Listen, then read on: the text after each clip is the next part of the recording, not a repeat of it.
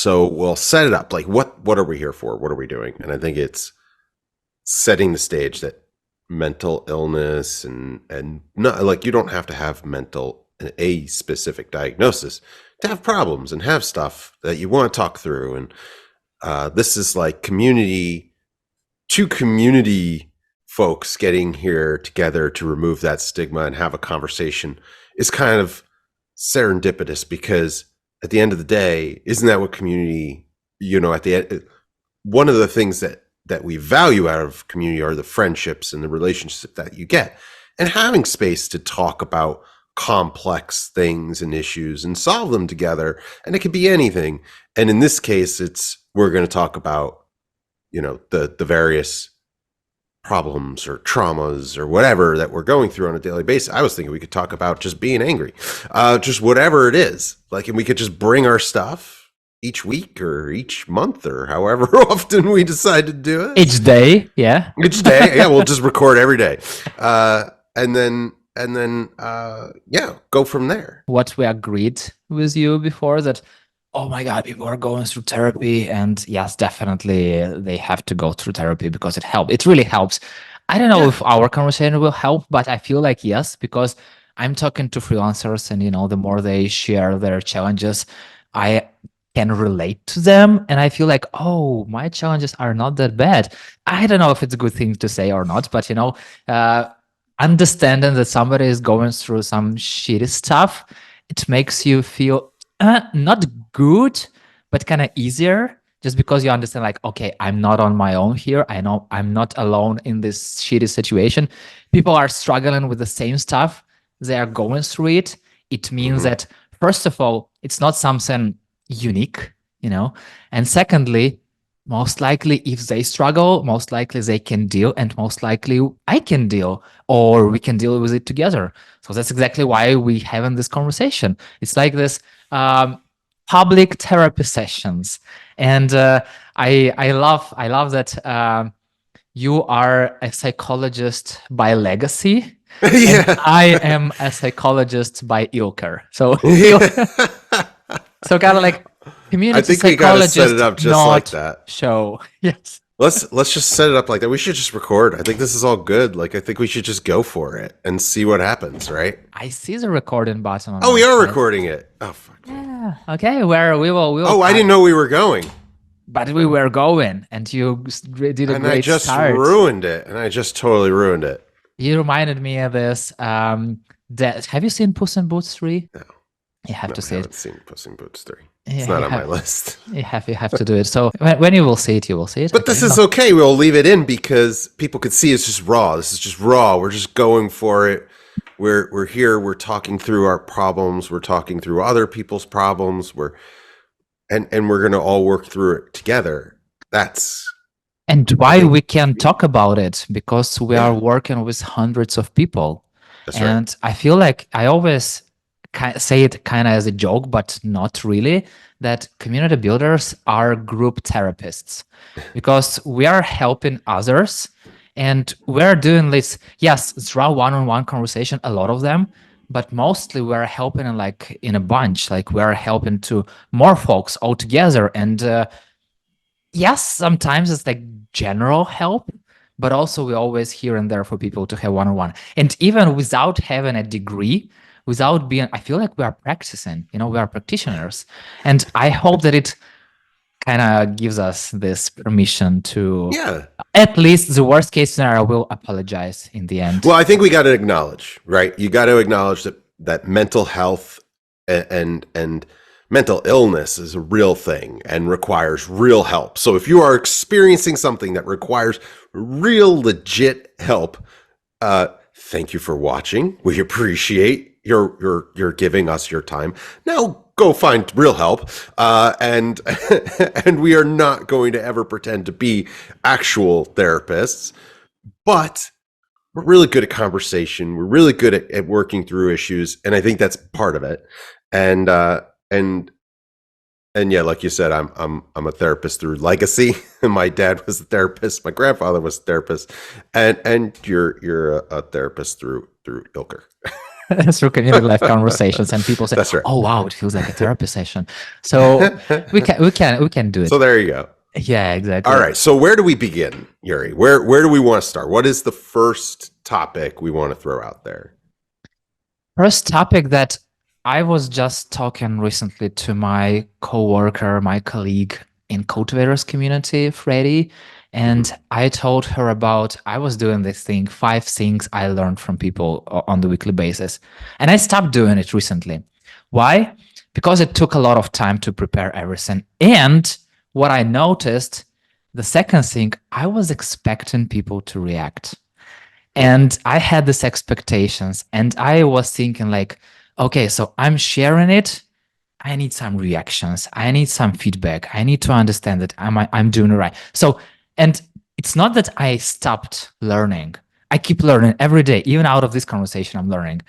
What I stopped doing, I stopped sharing it publicly, because like, why to share if nobody cares, you know? But the fun thing is, after I stopped doing that, people started sharing me, oh, I really liked how you share these 5 things I learned. And I had a bunch of people, like it was like 5, 7 people told me that. And I was like, why didn't they tell me it before?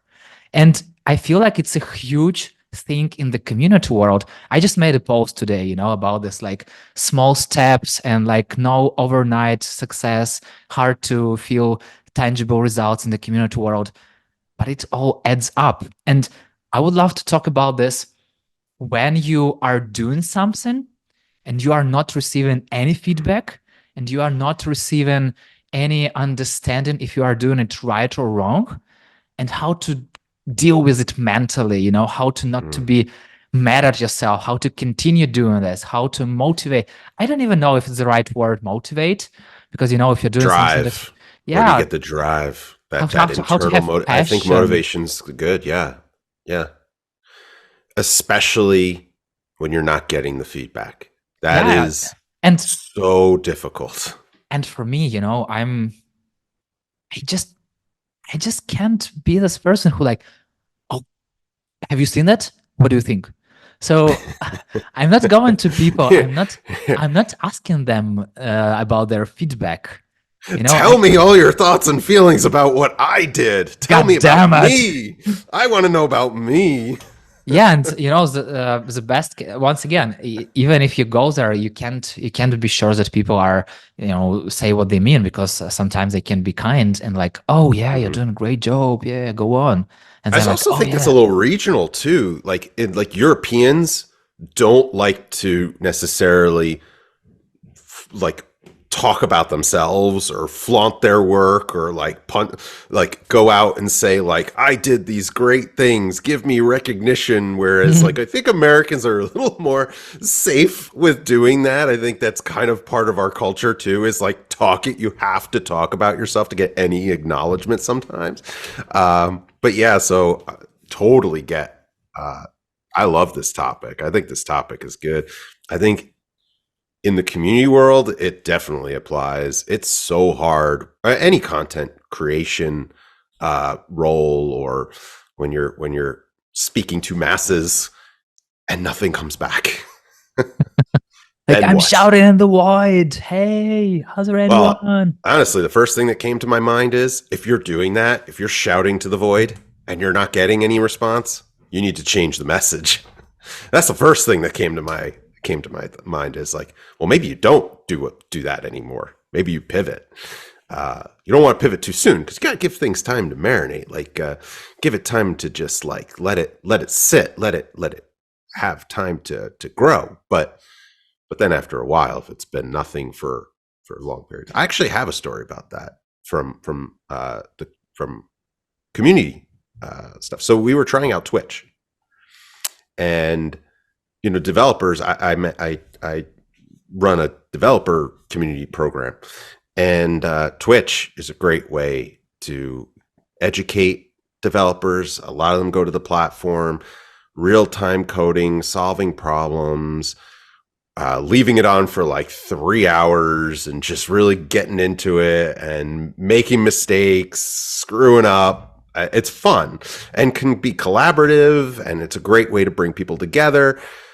The problem with Twitch is just finding new programming is next to impossible. You have to get other groups to recommend your group, and you got to sit in on other groups, and the amount of time that it takes to do like a real push for Twitch, it's almost not worth it.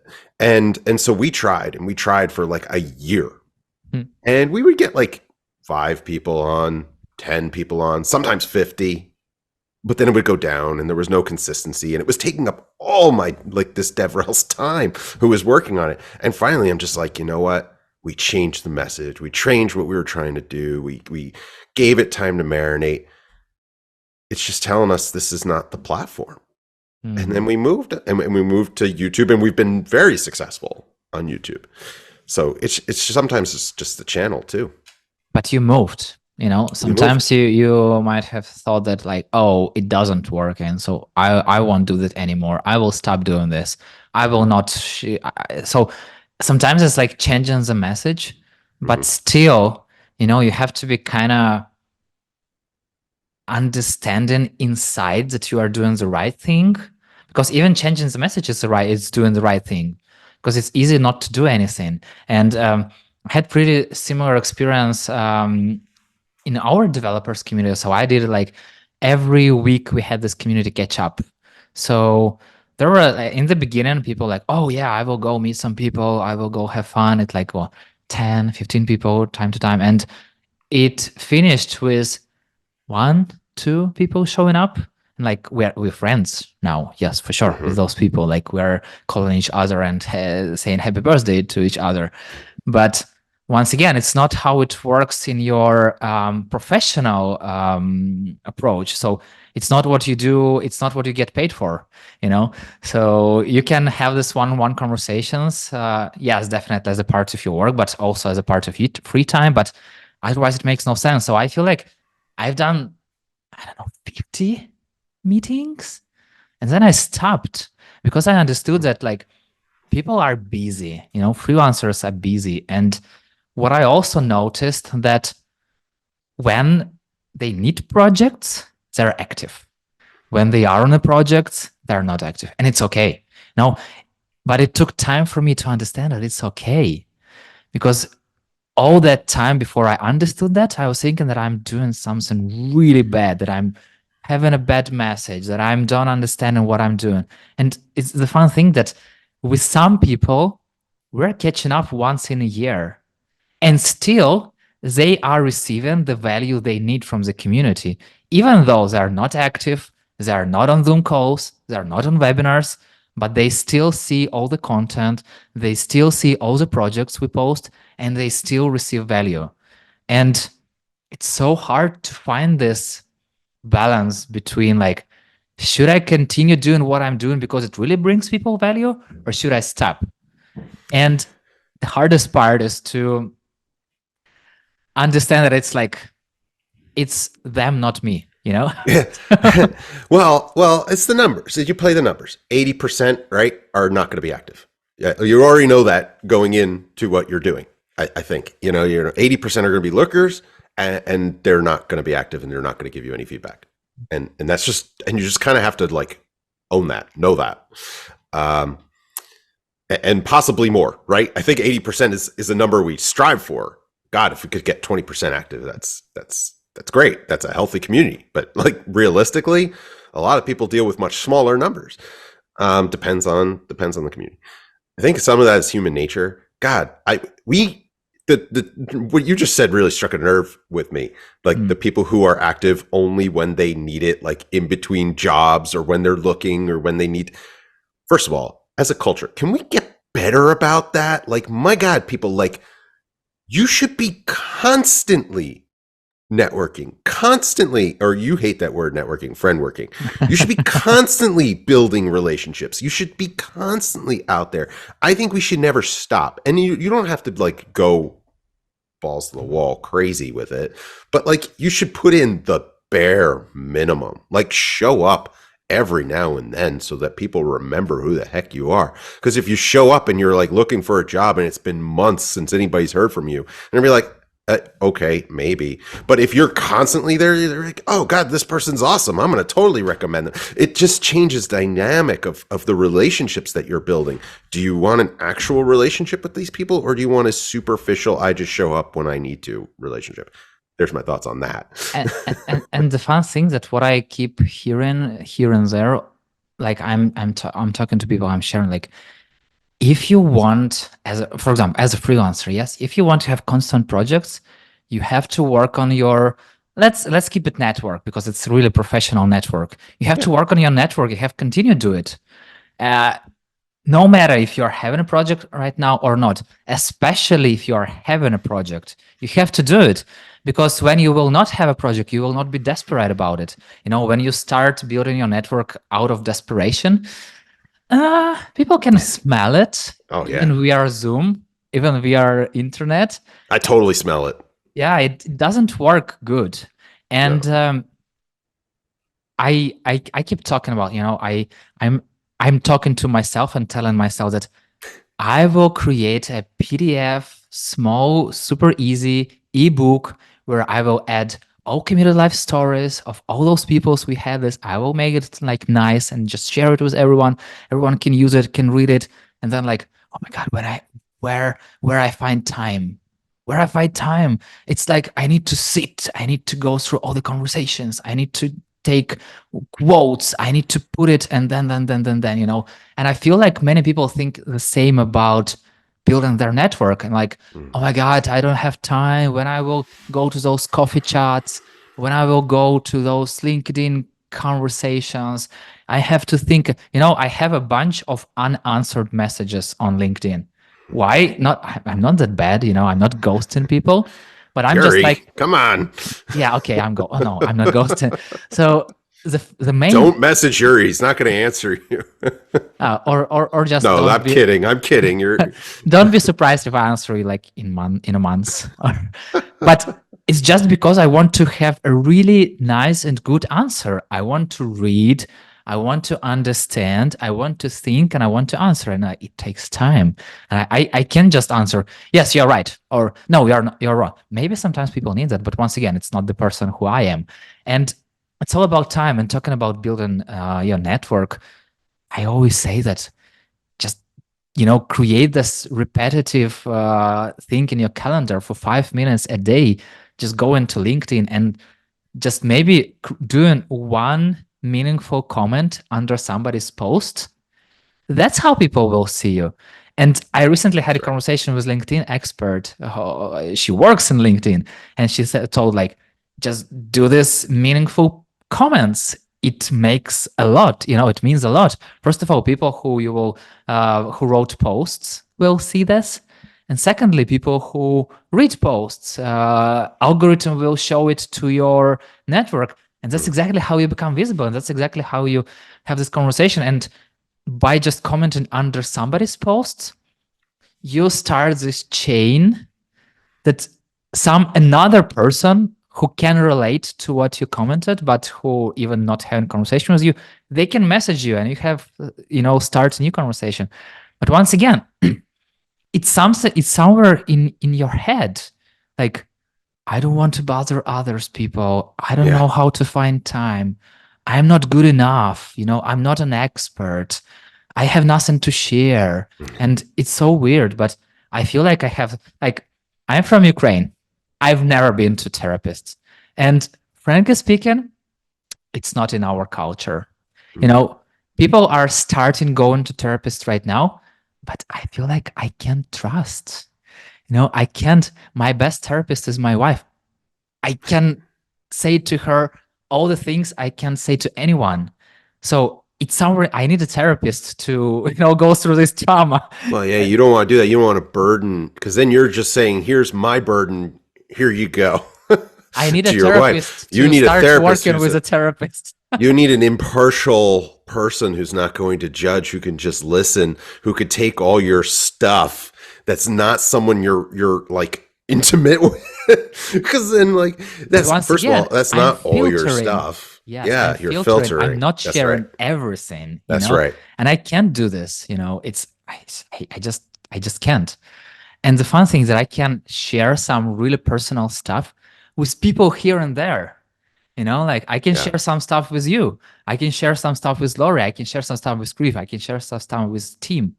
But, it's like small parts of picture. And I feel like I'm sharing it. I'm feeling like I'm not alone.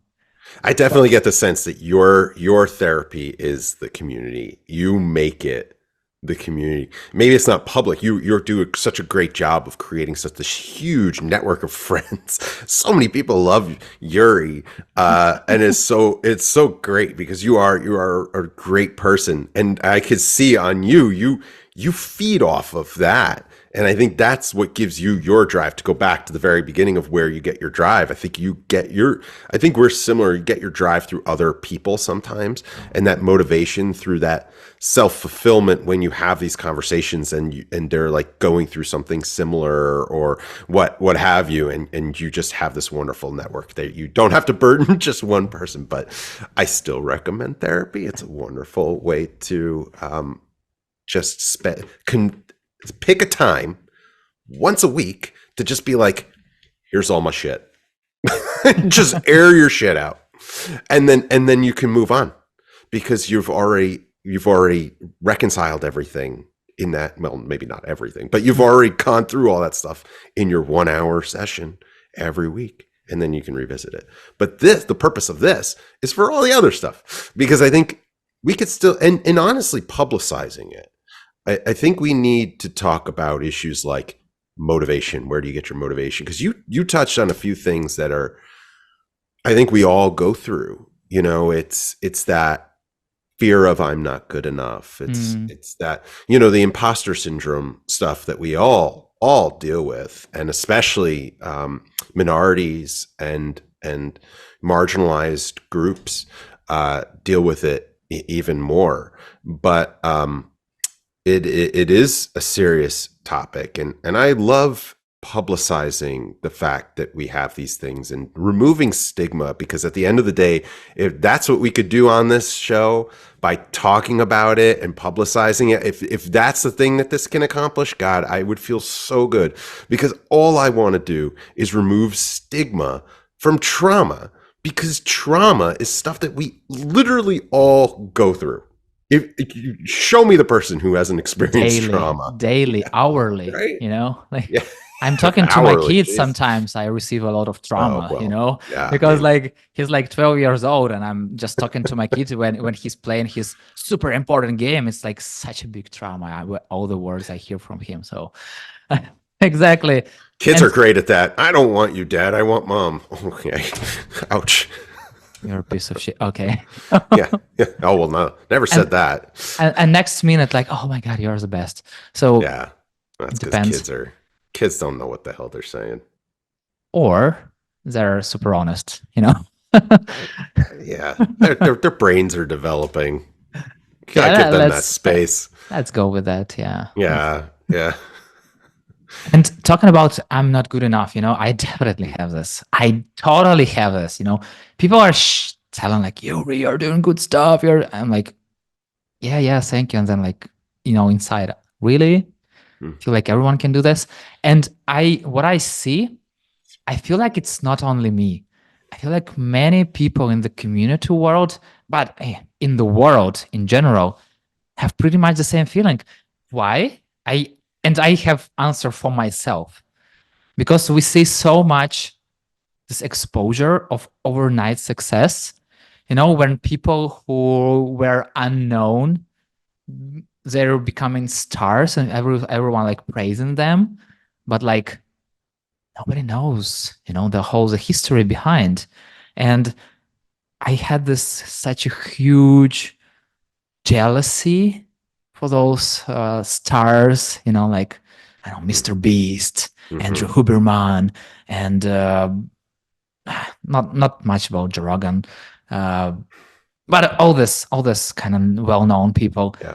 And then I'm just going and reading and going through their story. They started doing it like 10 years ago, 5 years ago. They were doing mistakes. They were working on this. But it's like you have to You have to find this information. It's not like, like if you've seen an Oscar ceremony and people like, oh yes, I won this Oscar, but I was going to this like through whole my life, 20 years, 10 years, 15. Like, yes, they do some speeches, but once again, it's not uncovering all the story. Yeah. So the hardest part is to understand, like, behind every, let's call it success, there is a story of work. I don't like saying hard work because it's hard, but when you're passionate, it's just work. It's your passion. You just, you're totally into that and you just do not see time. You forgot to eat. You forgot to talk. You forgot to go to the toilet. Then you're remembering it. But at the moment, you're forgetting everything. You just have your passion. And what I see in the community world, people are still afraid of understanding that I'm amazing. At least I'm good, and if somebody is saying to me that you are good, it's not because they want to lick your ass. Sometimes, yes, but not that often, unless you're a CEO of some huge company and whatever. But in general, if people are saying that they meaning it, and it's very hard to understand, like, for example, if I'm saying to somebody that I enjoy, that I love the conversation, that I loved seeing this person as a human, I'm saying it from my heart. I don't want to please them. I just say what I feel. And I feel like it's not people problems that I don't take this recognition. I feel like it's my own problem that, somewhere there, like, why? And it's exactly about going to professional therapist, yes, and talking about this. But I feel like that's not only me struggling with this. Totally. I think we all do. I think everyone deals with. I think I don't know. At least for me, the older I get, the more accepting I've become because I just decided, screw it. If someone's going to pay me a compliment, I damn well deserved it. I think you have to get to that point where you're just like, I fucking earned that. Like I think that's got to be the attitude because if we just assume that everybody's trying to kiss our ass, then yeah, we're not gonna. It doesn't feel good. I think you just gotta be like, you know what, we're doing okay. We're doing okay, and because there are times when you're not doing okay. So damn it, in the time you are doing okay, give yourself some credit because you're not always doing well, and you have to embrace those moments of good, because we're all on borrowed time. Well, no one's here forever, so I guess I would just rather embrace the positive. And yeah, and when it is negative, you're going to feel the negative. So you might as well feel that good. Yeah, and what I found really hard when I joined in an international community world and start talking to people from the US, they might smile at you. I know now I know that there is a difference between different states, but mostly, folks from the US can smile at you and then like, you're a dickhead, and just saying it with a smile and Oh, like, what state was yeah. that? What state's that from? I'm not that good, to name in Oh, I want to states. know what state. Tell me the state. Yeah. I'm keep on my learning curve. So, Yeah. but I understand that even in the US, there are like people who are always like saying good things, and some people are super straightforward, and sometimes people are in There's between. always So, going to be people talking behind your back. You know what? Don't give them the time of day. Don't. It's not worth it. It's not worth thinking about those people. and also I totally understand that it's all about the energy that you are sharing with the world, Mm-hmm. because I met so many people. So I don't know. I feel like it's thousands. I don't even say that it's hundreds, but I believe that this number of people that I met and had conversation, definitely more than 1,000. But the fun thing is that life is always showing me who is staying with me and who is not. And it's not like only their job, it's also my job. Because, I can recall that people that we have gone to school together. I remember people who've gone to university together. I remember people who I was working with the communities in Ukraine together, now in the international world. And some people stick through the whole journey. And some people you meet, you go a little bit together, then you go on your own paths. And I feel like understanding, I was thinking before I understood this, I was thinking like, oh, I'm such a bad person. I'm not keeping in contact with those people. I'm not sending them messages. I'm not calling them. And then I was like, oh, but wait a minute. It's not one-way street. Like it's a mutual work. And the funniest thing that I might not have conversation with someone for like 5 years, and then we randomly meet and we have an amazing conversation. Yeah. It doesn't mean that you've lost that person. You just had your own paths, and then now they're once again intersected. And understanding this also helps a lot, because it removes this feeling that, once again, I'm not good enough. I'm a bad friend. I'm a bad person. I'm a bad connector. I'm a bad, bad, bad, bad, bad. Because when you stop saying this to yourself, I'm guilty. Yes, I didn't stop it like all the way down, but I feel like I stopped doing it on like 90%. So I'm still recovering. Hey, 90%'s better than than nothing. And I'm Much always better. saying, people are always writing, like, if I invite, for example, somebody to Between Two Water course, and then like, oh, I'm sorry, I can't join. I'm like, yeah, no worries at all. It's life. We will meet each other. Like, we have the whole life in front of us. No worries. And I also don't know, but I feel like the way you phrase it, it also means a lot, because when you're saying that, oh, I'm sorry, I can't join, why are you being sorry? So, I don't blame you for not coming. I understand you. And I feel like it's not, once again, it's not in the international culture to understand people. Because if somebody tell you that I can't do something, what people usually do? Why? Why can't you do this? Yeah, it's like a letdown. Like, tell me, I'm not enough hearing from you, I can't do this. And also from the other side, it's hard. For example, if I don't want to do something, but I don't want to hurt people's feelings, it's easier to say that I can't. But I read it somewhere, and usually, yes, definitely there are things that you really can't. But I had a conversation with Steve Gargiulo, and he told me, like, show me a calendar, I'll tell you what you're passionate about. That's interesting. And that's how it is. Yeah. If we want to do something, we'll find a way to do it. But why we should explain why I can't do this? Most likely it's because I don't want to do this, or it's not in the list on my priorities.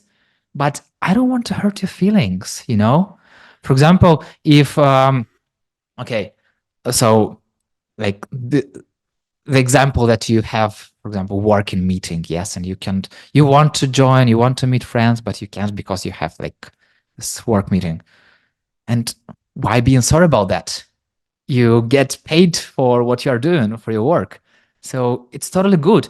And yeah, I feel like for me, words mean a lot. And I also read somewhere that, if you say somebody, don't forget, like people remove this part, don't. Yeah, they just remember the end. And remember, forget. And they Especially are kids. Yeah, I don't know if, like, there are some definitely researches behind this, and most likely it works that way. But I heard that, it resonated with me, and now I'm always like, remember to do this. And I'd be like, oh, okay, I will remember to do this. Like, don't forget. Oh, forget. So yeah, the way you talk to people, the way you phrase your intentions, the way you share your energy with the world, I feel like it means a lot. Yeah. God, there's so much there to unpack, Yurii. I have to go to therapy, yeah. Oh man, where to begin? I was just gonna to the first point. Was really there was a lot of stuff in there. The first thing you were saying with friendships and relationships, I think there's various levels of relationships that we have. And I think you and I are very similar in that we put a lot, and I would say probably a lot of community people are this way, is that you put a lot of yourself into the relationships that you have and the ones that you want to foster. And it consumes a lot of you. You know, when you put that much energy into something, it's going to take a lot out of you. And I think that's and I know for me, that's like my issue with like social media, for example. Like I have to do it. I have to do an element of it for my career, and then I have to do an element of it to stay in touch with people. And then there's the element of like, I don't want people to think I'm dead if I'm not updating, because if you're not on social, there's like either you're like a serial killer or you're dead. Like, and actually dead people are on social media. So I don't know. So it's like this balance, right? Of relationships. We've done so much to make relationships less valuable with the amount of social and the amount of access and the amount of content and the amount of things that are out there that get in the way of like meaningful relationships. That's why I love your term friend working, because it means I'm going to put that extra ounce of effort into this.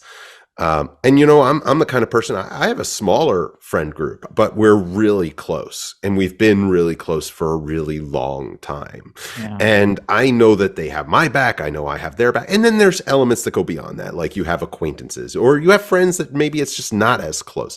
And I think those elements are okay. And it's almost like you got to compartmentalize what level everyone is on and set the expectations accordingly.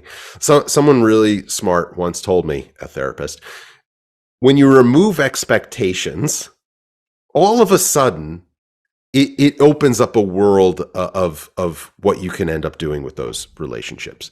Because if you remove the expectations, you're free, right? Doesn't matter. Doesn't matter. Amen.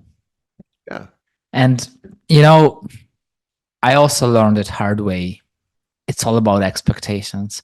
Yeah. But I read this book called Wabi Sabi. It's about Japanese culture of like being calm and like feeling the world as it is, like being imperfect, a perfection of being imperfect, or something like that. And it was some article that struck me a lot, and I was like, oh wow, it's really how it is. And the author wrote that I had so much expectations of my partner, and he went home after like his work, and then he put his clothes here and there, and he never washed the dishes after we finished and all this. And she was like, I was always focusing on that, and I was being angry, and then I was forgetting like what amazing person he is. And the moment I switched that, you know, it's like it's so much easier to find some imperfections, find something to be angry about. And when I read this, I was like, oh, okay, so I have these expectations to my wife, I have these expectations to my kid, I have even expectations to my dog, you know, they don't have to pee when they're in apartment, you know, they have to go outside, they have to wait for me to take them outside, but they don't understand it sometimes. But then I understand, like, you know, it's my expectations. And if people do not meet my expectations, it doesn't mean that they're shitty people. It means that I have wrong expectations. Or if those are crucial expectations, for example, if you are a manager of somebody, you have some expectations from your colleagues, from somebody you work with, you are not communicating them well.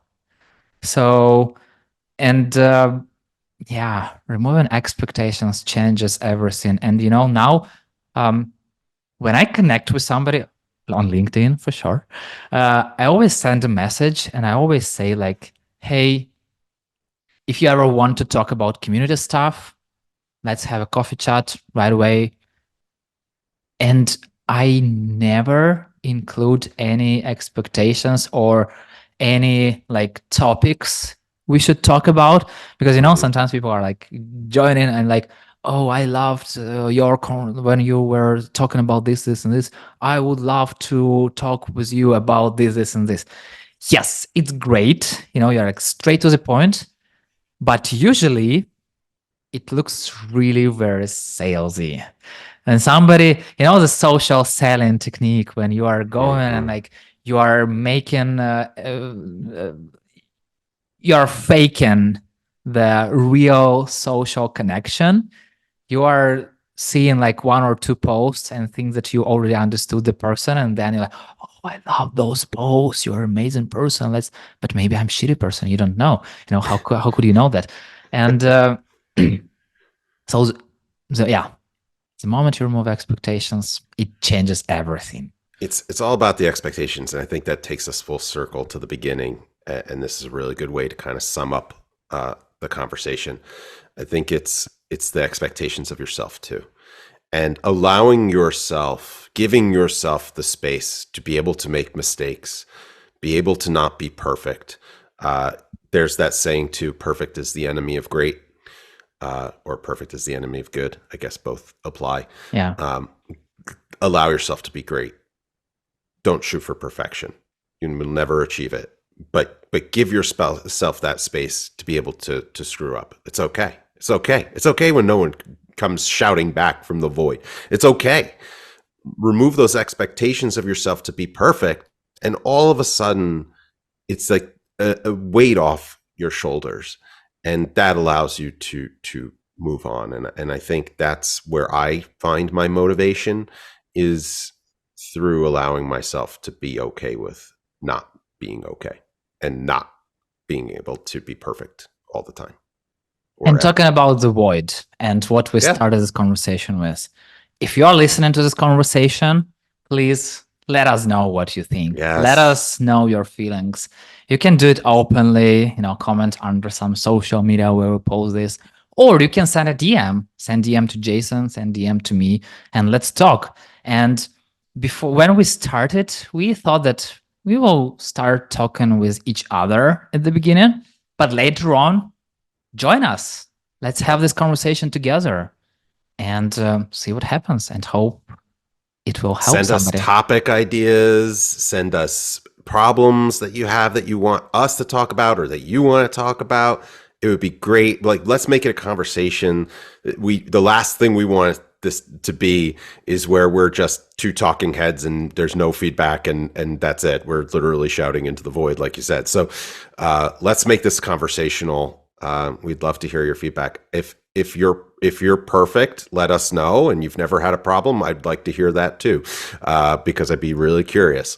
But I would imagine, this perfect person? I would imagine that that's nobody, and that all of us have something. So therefore, everybody listening to this should be writing in. Yes, and see you in other conversations or in the community world. That's right. Thank you so much for listening and for giving us your time. Really appreciate it. Appreciate your time, Yurii. And your time, Jason. And the worst case scenario, if nobody gives us feedback, I love this conversation. This was great. So thank you very much. Yeah.